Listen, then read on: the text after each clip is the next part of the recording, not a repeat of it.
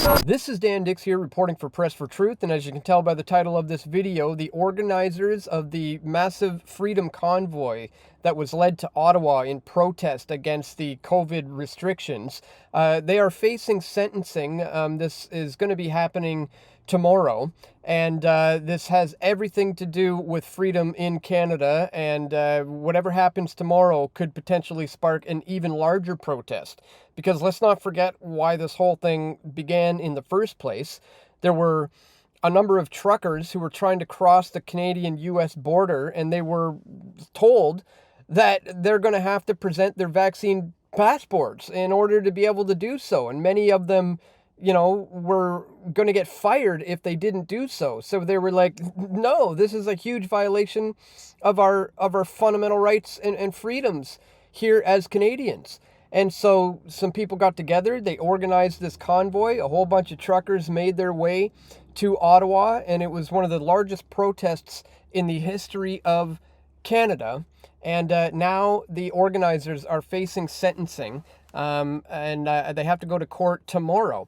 So this is from Tamara, one of the main organizers. She said, "We learned last evening that the Crown has submitted their materials to our legal teams for our upcoming sentencing hearing, and they are seeking a 7-year prison sentence for myself and 8 years for Chris Barber." I haven't seen their docs yet, but hopefully I'll receive them today and I can provide more details. So with that, we're heading eastbound and heading for Ottawa. She did end up getting those documents, which did reveal, in fact, that's what they're going for.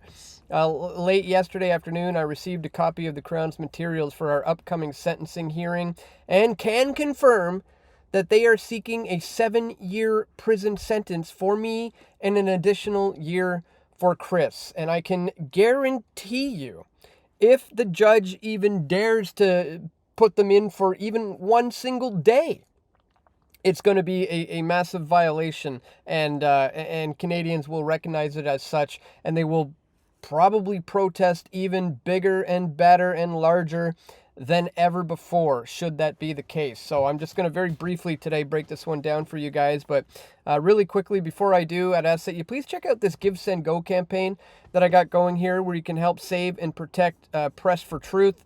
I need all the help I can get, guys. With your help, I can better protect myself with bodyguards while covering events, and also by building a team who can help me reach more people than ever. Guys, if that's something that you would like to help contribute to, please consider making a contribution. We've got 23 people so far who have given.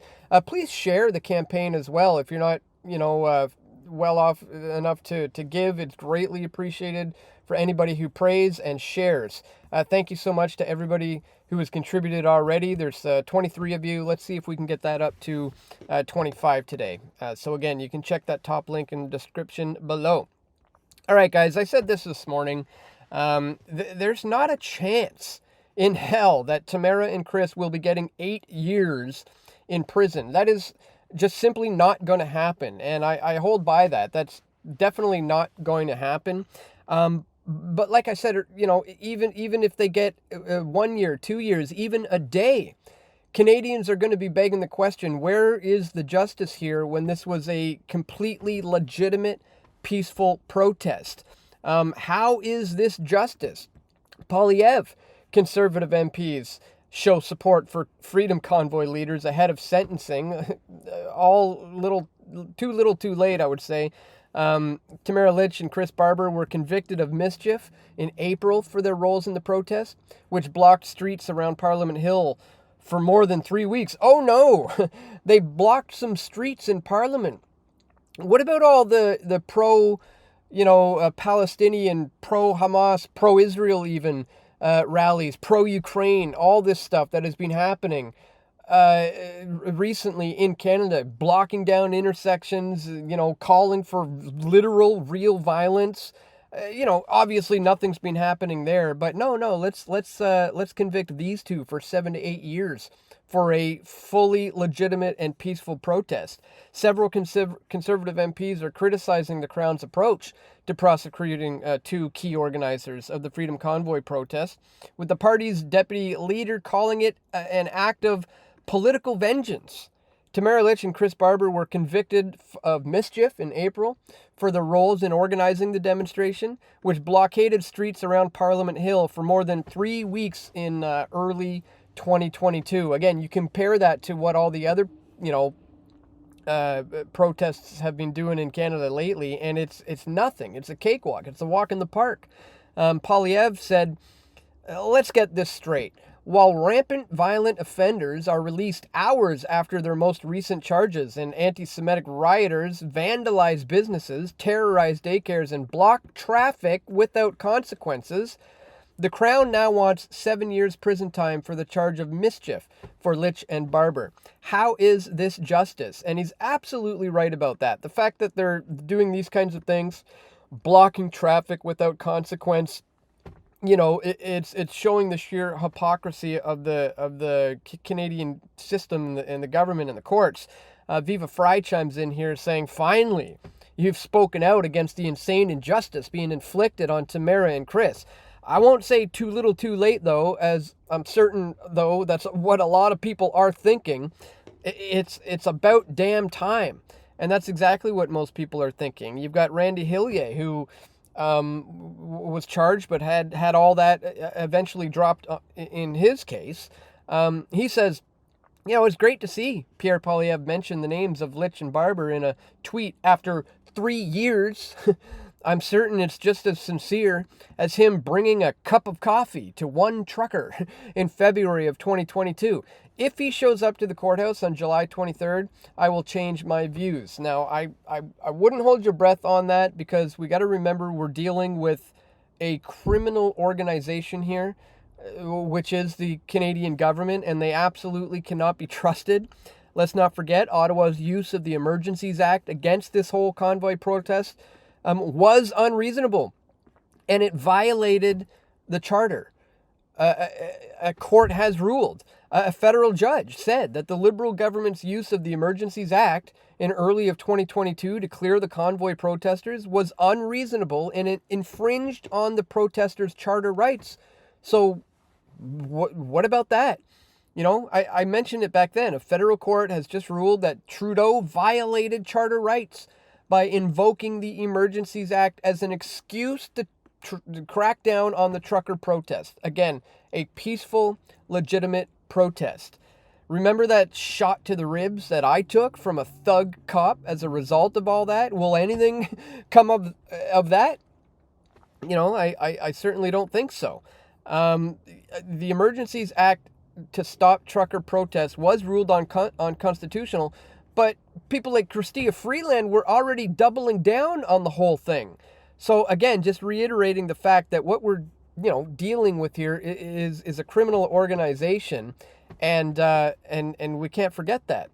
By the way, guys, if you haven't seen my live coverage that went pretty much viral, got almost 250,000 views, you can see the most viewed moment of the video here is when these cops crack down on everybody.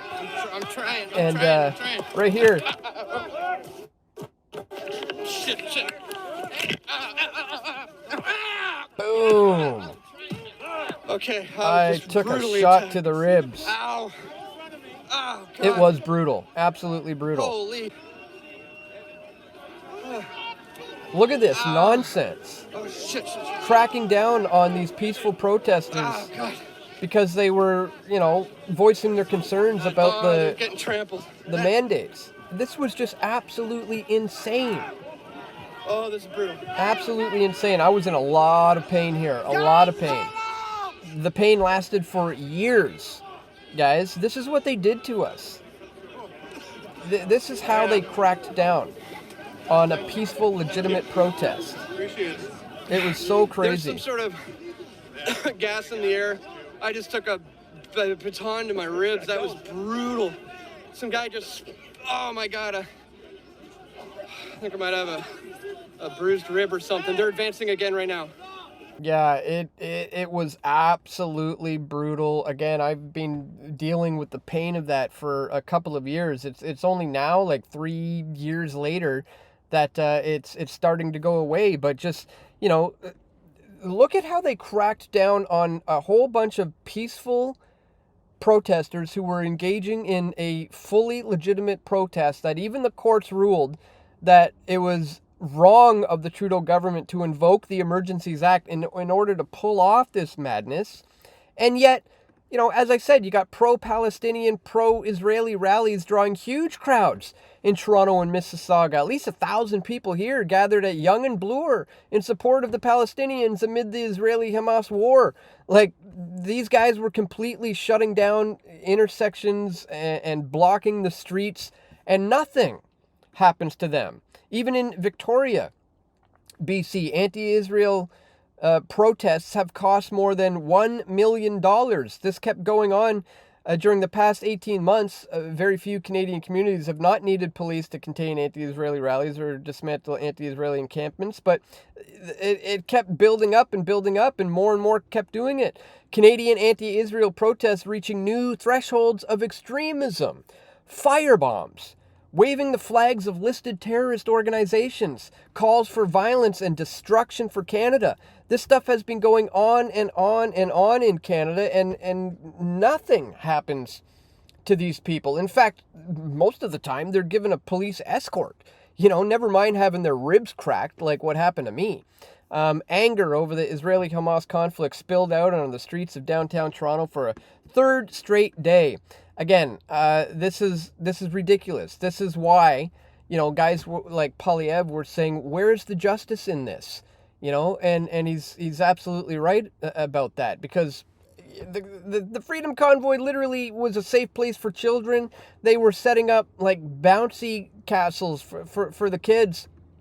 Because again, this was a place where like a whole bunch of Canadians got together in a peaceful manner to protest the draconian COVID-1984 measures that were being pressed upon these truckers who just wanted to do their job, you know, by having to cross the Canadian-U.S. border, and were being forced to have to get the shots, to have to show their passports, and it was a massive violation of our rights. But again, we're dealing with a criminal organization here who invoked the Emergencies Act to pull this thing off. They froze people's bank accounts. You know, let's not forget about that. And that's partially part of the reason why I ended up heading to Ottawa. You guys can check out all my my coverage of that. I've got a whole bunch of live streams. This is just that one where it shows me getting cracked in the ribs in the moment that they crack down on everybody. So this is interesting. This is from just in April, last April, what the courts decided. And admittedly, the Crown commenced the trial by saying this trial was not about the political views or perspectives of Miss Lich and Mr. Barber, and that they certainly were entitled to engage in peaceful protest. Really? Why did you have to invoke the Emergencies Act to shut the whole thing down if it was, you know, legitimate and peaceful? The Crown also conceded that the mere presence of the accused in Ottawa was not unlawful. Again, so what are they facing 7 to 8 years here for? And then look at this. The Crown conceded as well in its final submission that Miss Lich and Mr. Barber came to Ottawa with the best of intentions to peacefully protest, seeking to the end of COVID restrictions. Again, a noble cause for some Canadians to get themselves involved in here. Yet the Crown says they crossed the line, however, with the means by which they used to try to achieve those ends.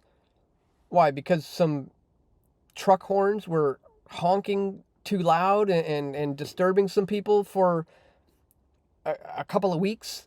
Like, let's not forget the kind of violence that these guys actually have been calling for, and the blocking of intersections and streets and disrupting businesses like in an actual violent way, and they get absolutely nothing. It's absolutely insane. And let's not forget the fact that the Canadian military soldiers went undercover as cops during the Freedom Convoy in Ottawa. During the public inquiry into why Trudeau government invoked the Emergencies Act, for the first time in Canadian history, by the way, documents revealed a text message conversation between two of Canada's top cops about an undercover police operation that would see soldiers disguised as Mounties. You got this RCMP Commissioner Brenda Lucki, who is now on record saying, I was thinking maybe we could use the CAF, but in our uniforms, as unarmed auxiliaries or special constables to supplement us in teams. This is an article put out by Warmington. Canada's top cop considered soldiers undercover as Mounties at the Freedom Convoy. Like, maybe this is somebody who should be, serving time in prison for trying to have undercover soldiers posing as police officers going there in Ottawa. But no, they want 7 to 8 years for Tamara. Did you see that? How the notifications just jumped from 20 plus to 19? I swear I'm being shadow banned on Twitter X, but at any rate, as I said, there's not a chance in hell Tamara and Chris will be getting 8 years in prison. That is just simply not going to happen. But like I said, even just 1 day of prison for those two is going to awaken a sleeping giant who is just absolutely ready to head down there again if that happens. So mark my words, whatever happens tomorrow, if that judge is smart at all, he's going to recognize that what the Crown is calling for is absolutely ridiculous and insane. And if they do serve any number of years, as I said, even a couple of days, even 1 day, you're going to see the majority of everybody who went there is going to go there again. And you could times that probably by 10. And we're going to see the biggest protest that Canada has ever seen, all depending on what happens tomorrow. And you better believe I will be there, just like I was last time, if this does go down tomorrow. So once again, guys, I want to remind you to check out the Give, Send, Go campaign. This is where you can contribute to my efforts to do things like, going to Ottawa to cover the trucker protests. And if we do see them sentenced tomorrow, I will be, having to go there again to provide you the kind of coverage that you've come to expect from Press for Truth. So once again, thank you so much to the 23 people who have already contributed. I simply can't do this work without you guys. Here you all are. Thank you so much, everybody who has so far contributed to my efforts. And, I hope I don't have to go to Ottawa based on what happens tomorrow, but I'm ready. And I think the majority of Canadians are going to be ready as well, because, again, it will not be justice served. It will be an absolute slap in the face to real, legitimate protests in Canada. So just wanted to quickly bring that one to your attention, guys. Don't forget, you can check that top link in the description below to where you can find this Give, Send, Go campaign. Again, thank you to everybody who does contribute. And that's all for today. Just wanted to quickly and briefly bring this to your attention. Stay tuned. I will have updates as this story develops. Tomorrow is the sentencing, so we'll just have to wait and see what happens. But just wanted to bring that to your attention. Thank you for watching. Please click the thumbs up button, share this video, and stay tuned, guys. We're going to have more video reports coming soon. This is Dan Dicks reporting for Press for Truth. We all want truth.